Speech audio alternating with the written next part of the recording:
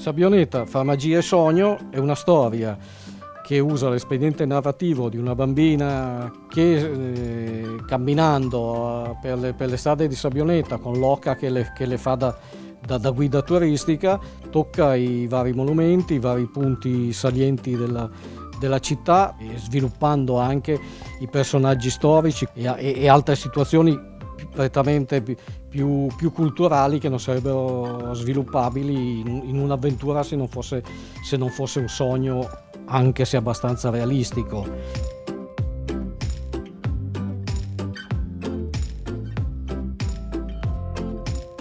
Secondo me è fruibile soprattutto dai ragazzini, perché c'ha un linguaggio semplice anche con delle battute umoristiche ed altre cose, però anche un adulto che non conosce Sabioneta se la può leggere tranquillamente, non ne viene sminuito.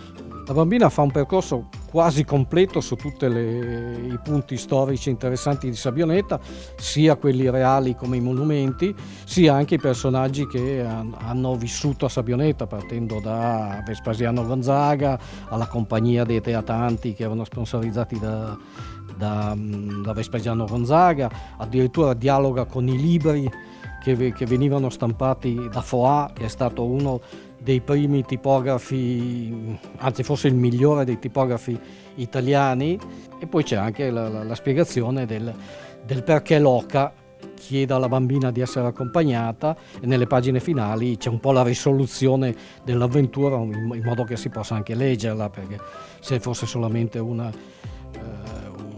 girovagare per le vie di Sabioneta sarebbe anche un po' noioso. Uno tanto vale che si compri una guida e si legga una guida turistica. Qui ci sono delle domande, delle situazioni che restano in sospeso e man mano vengono sviluppate fino alla pagina finale.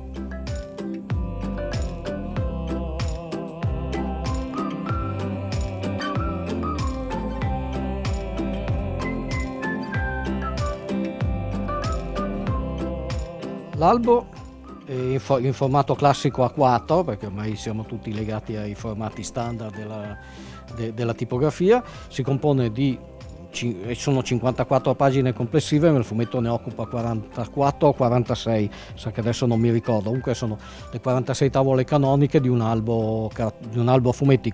Mi occupo da tanti anni di fumetti, per cui so come si sviluppa una storia e qual è anche il modo per poterla fare. È fatto in un modo abbastanza piuttosto elegante. Devo riconoscere che ci sono i bellissimi colori della Eva Castelli, che è una colorista di Lecco, che è bravissima, che mi segue da un sacco di anni. Ormai ci intendiamo, quando le mando le tavole non le do più neanche i consigli e fa tutto. Ci sarà prossimamente, ma a brevissimo, l'edizione di lingua inglese per il mercato internazionale e un'edizione di lingua francese, perché c'è un certo turismo francese che passa per Sabioneta e i francesi amano leggere nella propria lingua. Il libro è prossimamente, spero il più breve possibile, disponibile al bookstore di Sabioneta, mi sembra lì nel bookstore che c'è nella galleria. E dalla settimana prossima sarà disponibile sulla piattaforma Amazon, se ci riusciamo anche sulla piattaforma IBS, e comunque se qualcheduno lo vuole urgentemente può sempre mandare una mail al nostro sito autisfumetti.com e nel giro di 2 giorni glielo spedisco io, con le spese postali gratuite.